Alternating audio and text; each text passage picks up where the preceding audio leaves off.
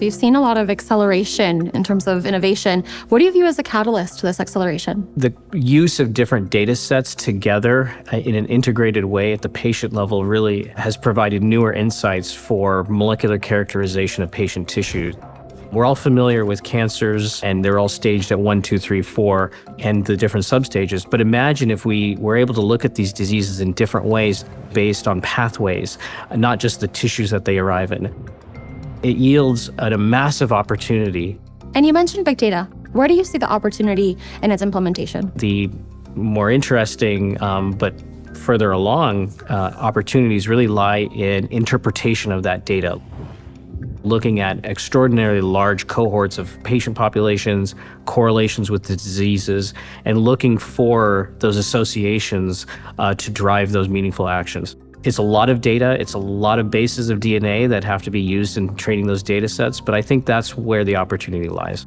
What are you most excited about in the neurology space as it relates to, of course, patient care? On the diagnostic side, there are a number of new technologies, in particular imaging as well as blood-based diagnostics on the horizon that I think will really allow us to understand what's going on at the molecular level very early on. The counterpart of that is really the new wave of drugs that are coming to market. So I think the combination of those two things is really accelerating the toolkits for doctors and patients to treat these diseases. I think the second component of this is really an acceleration of the basic understanding of the human brain and how it works.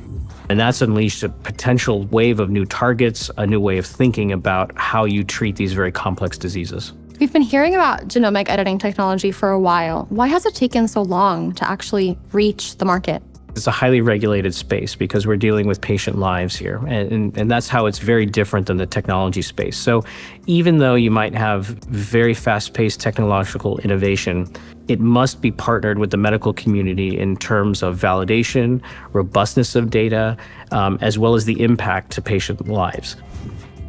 We've mentioned so many advances in the healthcare space. What are you most excited about for the next 5 years? I'm most excited really about Pathology 2.0 and the ability to give millions of patients the opportunity to really explore their samples in the context of disease in ways that have never been seen before.